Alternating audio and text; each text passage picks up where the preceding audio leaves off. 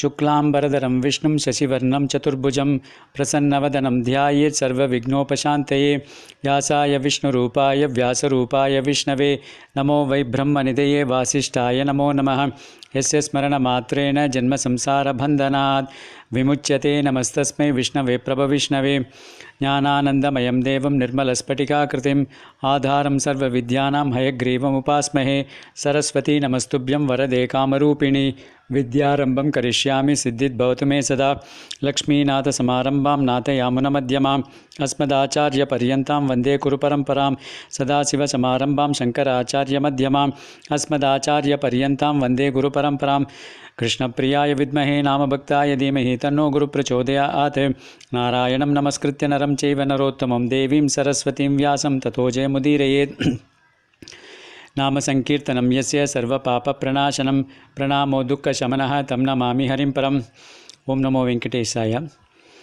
Our religion is called as Sanatana Dharma. Sanatana means one of the ancient ones, because that is the most ancient religion in the whole world is our religion. It has been called as Hindu religion, but Hindu religion was a name given by the Westerners.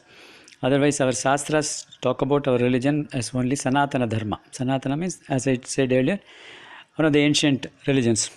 It is also called as Vaidika Mata. Vaidika Mata means Vedas. That means Vedas are the basic foundation of our religion. So whatever is contained in the Vedas is accepted by our religion. What is not found in the Vedas is not accepted by our religion. So that the basic foundation is the Vedas. Now the question arises, what are Vedas? The Vedas means, Vedas is derived from the root word vid. Vid means to know. So that's how the Vedas come. That means Vedas means knowledge. So what is this knowledge? What is this knowledge of this Vedas contain? Now, all of us in this world, there are about, they say that about 7.8 billion people are living in this world.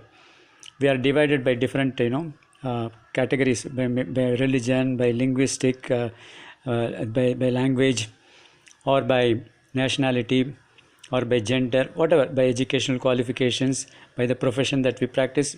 We can classify under different categories. But one thing which is common in all these 7.8 billion people is our pursuit of happiness. Everybody is looking for happiness only. Everybody wants happiness. Okay, some may get happiness, some may not get happiness, some may get temporary happiness. So there are different kinds of happinesses. And therefore people strive to, get happiness. That's what everybody is, is striving for. Now, each one thinks that, by doing certain things, they will be happy. For example, a person may think that by getting a good job, he will be happy. Somebody may think if I have a good balance, I will be happy. Somebody may think that if I got a good apartment or a palatial building, I will be happy. So different conditions the people put among themselves, and they feel that they will get happiness once they fulfill their goal or the objective. That's what is the differences in terms of people's pursuit of happiness. Now, our Vedas have classified these various types of the pursuits of the human beings into 4 categories. So they are Artha, Kama, Dharma, Moksha. So that means these are 4 categories. Artha means wealth, Kama means desires, Dharma is righteousness, and Moksha is liberation. So all this, whatever desires or the goals that we pursue can be classified into these 4 categories. Now, everybody when they start their life, they find totally insecure. Physically insecure, they feel they live in a rented house, they are worried that anytime the landlord may evict them, and therefore they feel, physically insecure.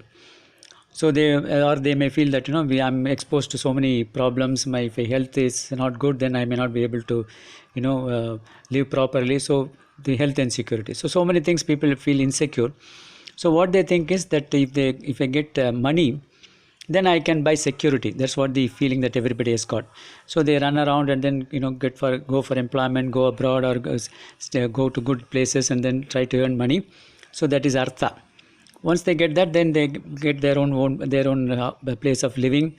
Then they have got their health insurance schemes and so many other things. Then they feel they're a little bit comfortable, saying that my security needs are completely taken care of.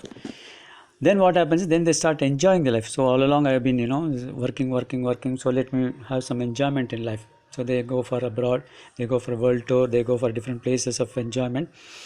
They may go for a good, beautiful car, BMW car or Benz car or something like that. So these are all the various kama, that means the desires. So they try to fulfill their various desires. Once their basic needs are taken care of, then they look for fulfillment of the desires. So once, even after fulfilling all these desires, there will be a kind of, insufficiency in them. They will say, okay, I got all these things, but still I'm not totally happy. I'm not totally content with what I have. So then they start looking towards the scriptures and see what does it mean. So then they start sharing the wealth, the dharma. They start sharing. They contribute towards various the societies, charitable institutions. They start helping others. So these are all the various, this dharma. They start following the path of. They get into the path of dharma. So once they get into the path of dharma, they get into the satsang. They understand what is the purpose of this life. Why am I born as a human being? So why did God make me born in this particular family or something like that? So they start thinking on those lines, and then finally get into this, satsangs. And then, as Adi Shankara says, satsangatve nisangatvam, nisangatve nirmohatvam, nirmohatve nischalatatvam, nischalatatve jivan mukti. That is the starting point. Satsangatvam is the starting point for final liberation. So then finally they understand the whole purpose of this life, and therefore they finally reach the path of liberation and finally get liberated. So these are the 4 types of evolution that takes place in every human being. But this may not happen in one life. It may take multiple lives, because once you may have your security needs fulfilled, but your kamas or desires are not fulfilled. So maybe you take a different birth. Then you have got to get into the path of righteousness, and then finally liberation may take in a different birth itself. So that's why we find in certain people, when they are born, even at the young age, they get get into the spiritual path, because all their in the previous births all their other desires are getting fulfilled, and therefore they are straightway pursuing to the path of liberation as such. So this is the evolution. So the Vedas, what does the Vedas talk about? The Vedas talk about the means of, or the various ways of fulfilling all these desires. So that is what the Vedas talk about. For example, if you want to have this wealth, then you do this Agni Homam. So you worship Agni, then you will get all this wealth. Or you worship Mahalakshmi, then you get wealth. So those kind of things are being talked about in the Vedas. Similarly, when you want to follow the path of dharma, what are the various you have the various scriptures, you have the various shastras. We talk about what are the things that is to be followed in the path. What are the various types of dharmas and smritis. You have these smritis which talk about the dharmas to be followed. And of course, for the path of liberation, you have these Upanishads, which are said to be the Vedanta. Vedanta means Veda Anta. That means the end portion. That is the end portion of the Vedas. The initial portion of Vedas talk about the various karmas. That's what is called as the Mimamsa. So they talk about the various karmas, various homas, the yajnas to be performed. And the ultimate is the Upanishads, which talk about the jnana. That is the knowledge by which one can attain the liberation. So this is what is contained in the Vedas as such. Now, not all people are entitled to chant Vedas or get into Vedas or understand the meaning of the Vedas, because there are certain injunctions. Only certain categories of people can get initiated into the Vedas, and therefore the various rishis and the munis thought in their own wisdom that how do we get this message of the Vedas to all the people who are not even entitled to learn Vedas. So how do we get this message across? So that's why you find this various Puranas and Itihasas. They have been compiled by people like Vedavyasa and then Valmiki and others for getting the message of the Vedas across to common man. The other way of looking at this, the Vedas are all like theoretical knowledge. So they talk about what is to be done. That's what it is. Then how it is to be done is given by way of practical examples in this Itihasas and Puranas. For example, in science we read, the water. The equation for water is 2H2 plus O2 gives 2H2O. That means 2 atoms of hydrogen and 1 atom of oxygen combine to produce water. That is what the theoretical knowledge in the chemistry we read about it. Then we don't accept it, because it's a theory. Fine, we have balanced the equation. Then in practical life, does it really happen? We want to go to the laboratory and then we do the electrolysis of water. And finally, through the electrolysis, we find that, the 2 units of oxygen, hydrogen and 1 unit of oxygen emerge from the electrolysis process. And therefore, we conclude that, yes, through practice, yes, this is how the theory of, these 2 atoms of hydrogen and 1 atom of oxygen can produce water. That is the conclusion we come to. Similarly, the Vedas talk about, the direct instructions. For example, in the Taittiriya Upanishad, there is this saying, Satyanna pramati davyam, dharmanna pramati davyam, kushalanna pramati davyam, deva pitrikaryabhyam karyabhyamna pramati davyam. So it goes on. So that means Satyanna pramati. Don't deviate from the path of Satya, that is truth. Don't deviate from the path of Dharma. That's what the what do you call this Upanishad said, Taittiriya Upanishad, the Vedas. Then how do we follow the path of this Satya Dharma? That's what you find in this Puranas, Harichandra Purana. In Mahabharata, you find that Harichandra, the story episode of Harichandra, which is being taught by the various rishis to these Pandavas, the story of Harichandra. So Harichandra, how even at difficult situations, he didn't deviate from the path of this speaking the truth. So that's what it is. Similarly, dharma, the one doesn't have to one should not deviate from the path of dharma. We have the famous epic Ramayana, which was composed by Valmiki, where Ramachandra Murthy, right from beginning till the end, followed the path of dharma. That is, what are the various types of dharma? That is his duty towards his father, towards his mother, towards his brothers, towards his citizens. Then even in the warfare dharma, that is the Yuddha dharma. For example, when this Ravana was weaponless, that is, he lost all his weapons, then Ramachandra Murthy said that the dharma of the warfare is, I should not fight with a person who doesn't have any weapons.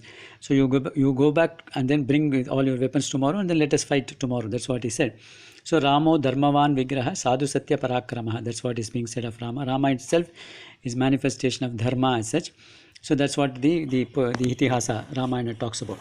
So the Itihasas and Puranas are nothing but practical explanations of the various Vedic injunctions or Vedic orders. That's what is that the rishis composed because they wanted to convey not only the message of the Vedas, but also in practical terms how one should follow the path of this Satya and Dharma.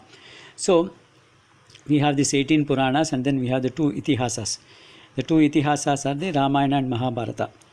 Why are they called as Itihasa? Itihasa. That means this is how it happened. So why is it so? Because it was composed by the 2 authors who were contemporaries to the events that happened in these 2 these epics. For example, Valmiki was very much present when the whole Ramayana took place. Similarly, Vedavyasa was contemporary to the events that happened in Mahabharata as such. So in that sense, it has much more credibility in the sense that the people have witnessed the events and therefore they have composed these various epics. So we have the 2 epics, Ramayana and Mahabharata. Out of the Ramayana contains 25,000 slokas and Mahabharata contains about 125,000 slokas. Such a great one. So Mahabharata is said to be the 5th Veda, that is Iti Panchamo Veda. That means it is whatever is contained in the Vedas is completely contained in the Mahabharata, and what you don't find in Mahabharata you can't find it in anywhere else. That is the comprehensiveness of the Mahabharata as such. So Mahabharata, why is it called Mahabharata? Mahattatvat Bharatvat Mahabharata iti uchyate. That means it is so great. Mahat means great. It is great. Mahabharata is great because it is an exposition on the explanation of the Vedas. And Bharatvat, that means the subject dealt with are so heavy, Bharatvat, and therefore it is called as Mahabharata. So then the question comes, okay, it has got 125,000 slokas. Even in this Kali Yuga, in the modern days, we don't have sufficient time to devote to even chant this Mahabharata 125,000 slokas. If you want to chant the Parayana of Mahabharata, that will take us a few weeks or few months for us to complete, not to speak of understanding the whole meaning of this Mahabharata. So then the question arises in this days of lack of time, how do we get the message of Mahabharata? So once you start taking out what is the essence of the Mahabharata, if you filter that, then you find that 2 things come outstandingly well. One is the Bhagavad Gita, and the second one is the Vishnu Sahasranamam. So this Bhagavad Gita was given by Bhagavan Sri Krishna Paramatma to his disciple Arjuna in the battlefield, when Arjuna was completely confused in the battlefield as to whether he should fight the battle or not, or run away from the battlefield. So therefore he surrenders to Bhagavan Krishna and says that I am your Sishya and I am your disciple, please tell me what I should do. So that's what Arjuna's confusion was. In fact, if you read the first canto of this Bhagavad Gita, which is Vishada Yoga, almost you will empathize with Arjuna, because whatever he says seems to be absolutely true. So once he surrendered to Krishna, then Krishna takes over and then starts instructing him on the various aspects of the dharma. And then finally, Arjuna is cleared of his confusion, because Arjuna's confusion was he was confusing his role as Arjuna as the kith and kin of the Kauravas and the Sishya of Drona and as Arjuna as a person. But then what Krishna Paramatma told him was, okay, that is your role. Your one part is Arjuna as the person coming from the Kuru dynasty. But then your role, the other important role you have got to play is you are born as a Kshatriya. Now when there is a conflict between your role as a Kshatriya as vis-a-vis as a role as Arjuna, the role as Kshatriya takes precedence over your role as Arjuna. So that's why you have got to, as a Kshatriya, your duty is to protect the dharma and then fight against anybody, whosoever they may be on the other side, maybe your own kith and kin or your own guru. You got to fight against them in case you want, because your duty is to establish dharma. That's what it is. So Arjuna was completely then subsequently became clear, and therefore he says, Nashto mohaha smritir labdha tvatprasadat mayachita. That means all my delusion is completely gone because of your grace, and therefore I will fight the battle as you instruct me. That's what Arjuna says. So this is what is the message of Bhagavad Gita. In fact, if you look at the first and the last word of this Bhagavad Gita, it will clearly tell you what the message is. First part, the first sloka of Bhagavad Gita starts with Dharmakshetre Kurukshetre Samaveta Yutsavaha. That's what the first line. So it starts with Dharmakshetre. It starts with the first word is Dharma. And then the last sloka in Bhagavad Gita is chapter 18, sloka number 88, which is being uttered by Sanjaya, which almost all of us know. Yatra Yogeshwara Krishno Yatra Partho Dhanurdaraha Tatra Srir Vijayo Bhutir Dhruva Nitir Matir Mama. That means where there is Yogeshwara Krishna, where there is Arjuna who is holding his bow in his hand, there will be victory. That's what it says. So it ends with the word Mama. So Yatra Yogeshwara Krishna Yatra Partho Dhanurdaraha Tatra Srir Vijayo Bhutir Dhruva Nitir Matir Mama. So it ends with Mama. So if you put these two words together, Dharma Mama, it is Mama Dharma. That means the whole message of the Bhagavad Gita is Mama Dharma. What is my Dharma? That is what the Arjuna's confusion was, and Bhagavan cleared it completely. So that is the Bhagavad Gita. Now coming to the other other important message of this Mahabharata is Vishnu Sahasranamam.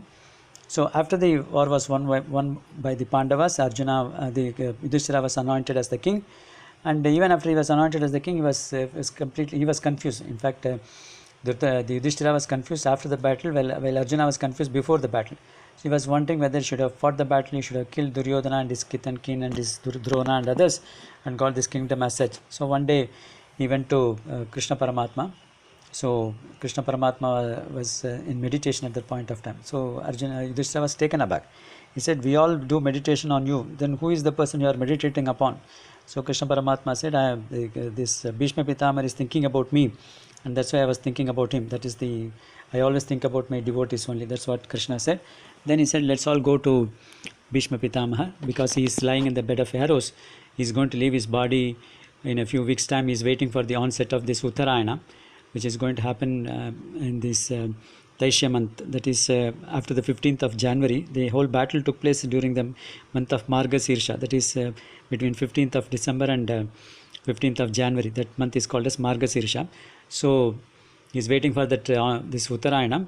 Then he will leave this body. Since you are taken over as the king of Hastinapura, now it's your duty to rule the kingdom well, and therefore Bhishma Pitamar is an expert on all the dharmas, and therefore let's all go and listen to him as to what he has got to say on this the dharma. That's what he said. So they all went to Bhishma Pitamar and then asked him. That is how the Shanti Parva of the Mahabharata, which is the 12th chapter, 12th Parva. So he asked him several questions, Rajya Dharma, Apad Dharma, Moksha Dharma, and so on. And finally he answers all these questions. And then finally the chapter on Vishnu Sahasranam, which is in the Anusasana Parva, 13th Parva of the Mahabharata. So that's where the Vishnu Sahasranam starts. So Yudhishthira, after listening to all the expositions that Bhishma Pitamar did on Dharma, finally asks this famous question, which is contained in the Vishnu Sahasranam, beginning of the Vishnu Sahasranama. Ko dharma sarva dharmanam bhavata paramo madha kim japan muchyate jantur janma samsara bandhana. That is, he's asking in two slokas, 6 questions. We'll talk about the details of these questions when we come to the next chapter, and we'll talk about the conversations between Bhishma Pitamar and Yudhishthira. So Bhishma Pitamar, having listened to these 6 questions, answers Yudhishthira, and finally not only answers this 6 question, he gives these 1,000 names of the Lord for Yudhishthira, and that's how the Vishnu Sahasranama is contained in the Mahabharata, the Anusasana Parva, 149th chapter. So to summarize the importance of Vishnu Sahasranama, now we know that our Sanatana Dharma is, the basis of Sanatana Dharma is the Vedas. Now the Vedas are very they are all very theoretical knowledges, and not all people are entitled to chant Vedas or understand the meaning of the Vedas. And the rishis, in their the absolute compassion for the entire humanity, gave an explanation of these Vedas through the Puranas and Itihasas. And Puranas and Itihasas directly follow the path given by the Vedas as such, and that's why they are called as Upabrahmanas. Brahma means Vedas, and then these are all explanations of these Vedas through these Puranas and Itihasas. And among the Puranas and Itihasas, Mahabharata occupies an important position because it is so comprehensive. That's why it is called, as I said, Mahatvatvat Bharatvat Mahabharata iti uchyate. And therefore, that is an important epic that was given by sage Vedavyasa to the entire humanity. And since it is so comprehensive and contains so many things in the Mahabharata, one finds it difficult in the Kali Yuga to even go through this entire Mahabharata. And if one wants to look at the essence of this Mahabharata, two things stand out clearly. One is the Bhagavad Gita given by Bhagavan to his devotee Arjuna when he was in the battlefield, and then explained to him about his role or his dharma that he should follow. So that is given by Bhagavan to Bhakta. The second one is, of course, the Vishnu Sahasranamam, which is contained in the subsequent to the Bhagavad Gita. This was given by a Bhakta, one Bhakta, Bhishma Pitamar, to another Bhakta, Yudhishthira, in the presence of Bhagavan himself. So Bhagavan has endorsed these 1,000 names given by, uttered by Bhishma Pitamar. In that sense, it has got a, it has got an importance in the sense that Bhagavan himself has acknowledged these 1,000 names as belonging to him. And even if you compare this Bhagavad Gita and Vishnu Sahasranama is a shade better than Bhagavad Gita itself for two reasons. One is Bhagavan himself considers his bhaktas to be much greater than him. He says, Aham Bhakta Paradina. That means I am always under the control of my devotees. That's what Bhagavan says. So Bhagavan gives more importance to his devotees than himself. And since Vishnu Sahasranama is given by a Bhakta to another Bhakta, whereas the Gita was given by Bhagavan to Bhakta himself, therefore there is a shade of higher importance to Vishnu Sahasranama compared to the Bhagavad Gita. And second most important thing is Bhagavad Gita is an Anushtana Grantha in the sense that after reading or understanding the Bhagavad Gita, one has to follow the path given by Bhagavan himself. Bhagavan has given several paths. He has given this Karma Yoga, Bhakti Yogam, Jnana Yogam, then this Raja Yogam. So many other paths have been given by Bhagavan. So one has to follow the path given, or finally he has given this in this Charama Sloka, the Prapatti, that is the surrender. Sarva Dharman Parityajya Mamekam Sharanam Vraja Aham Tva Sarva Papebhyam Mokshayishyami Masu. That's what Bhagavan says. You finally surrender to me, and then I will remove you from all your sorrows. That's what he says. So at least to the extent of this surrender one has to do. One has to do the Anushtanam. That means follow the path. Then of course you will attain the bliss, or you will attain the abode of Bhagavan. So that is Anushtana Grantha. Whereas Vishnu Sahasranamam is a Parayana Grantha. That is, you don't need to do anything. Just chant the Vishnu Sahasranamam regularly. That's all that is required. You don't have to do any other. You don't have to even follow Karma Yoga, Jnana Yoga, Bhakti, anything. Nothing is required. All you need to do is chant regularly Vishnu Sahasranamam, thinking about Bhagavan. That's all that is required. So it is a Parayana Grantha. In that sense, it is a shade better than this Bhagavad Gita, and that is the. So if I am asked to say what is the essence of Mahabharata, I would say Vishnu Sahasranama is the essence of Mahabharata, and therefore such is the importance, especially in the Kali Yuga. In the Kali Yuga, the Nama Sankirtanam is said to be the the panacea for all the problems. So in fact, Shuka Brahmam tells Parikshit, Kaler Doshanidher Rajan Hesti Eko Mahan Gunaha Kirtanadeva Krishnasya Mukta Sango Param Vraje. That means he says this Kali Yuga is full of doshas. That means there are so many problems we are facing in this world. But there is Asti Eko Mahan Guna. But there is one great quality in this Kali Yuga, he says. What is that great quality?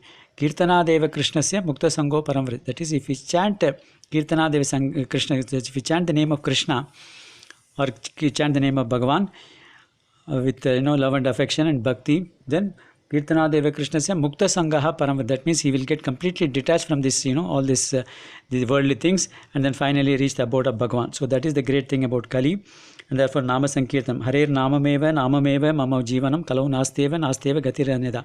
There is no other easy path in Kali Yuga rather than chanting Harinama Kirtanam. That's what it is. So instead of chanting the different names of the Lord. We can choose Vishnu Sahasranam because it was given by one Bhakta to another Bhakta. So that is the greatness. And again, it has been endorsed by Bhagavan Sri Krishna Paramatma, listening to their 1,000 names and then endorsing each one of them. And therefore, that is the greatness of Vishnu Sahasranama. So we have now seen the importance of Vishnu Sahasranama. Now let's move on to the structure of Vishnu Sahasranama. If you look at the Mahabharata starts from the Vaisampayana Uvacha. That means because Mahabharata itself is like a conversation between Vaisampayana and the great grandson of Arjuna, Janamejaya. So Vaisampayana is telling this Janamejaya about this Mahabharatam. So that is how the conversation. And therefore we start with the Vaisampayana Uvacha. Whereas our Purva Acharyas have added 6 slokas prior to this what is contained in the Mahabharata.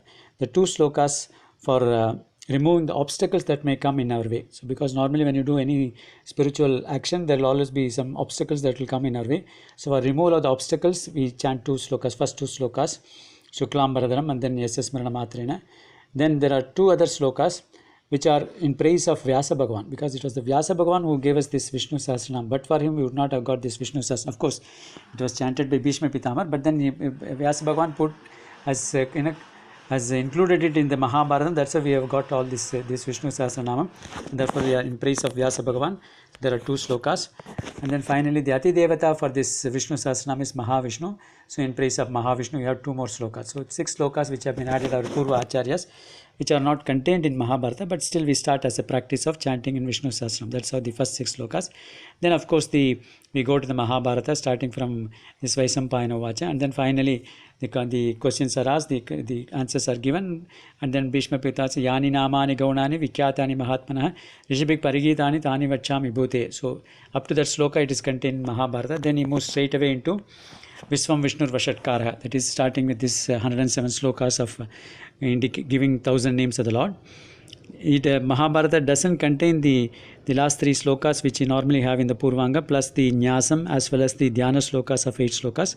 But our Purva Acharyas have added for some reasons, and therefore we'll cover that also in our discussion on this Vishnu Sahasranamam.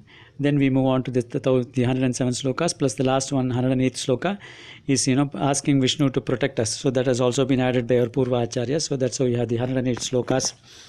Then comes to the Palashruti, which is also found in this Mahabharata. Palashruti is nothing but what are the benefits of chanting Vishnu Sahasranama. So that is that's what is contained in the Palashruti. So after talking about the Palashruti benefits, as well as the Bhishma Mitra is talking about the greatness of Mahavishnu. That also we will cover it when we talk about the Palashruti. And then it ends with Mahabharata ends with that. But our Purva Acharyas have added different slokas from different Puranas and then Bhagavad Gita, extolling the importance of this Nama Sankirtanam and talking about the name of the Lord. And there are about some 22 slokas. So that covers the entire Vishnu Sahasranama, structure of Vishnu Sahasranama. So we will start from the first 6 slokas. That's how the introduction to Vishnu Sahasranama starts, as given by Purva Acharyas. Om Namo Venkateshaya.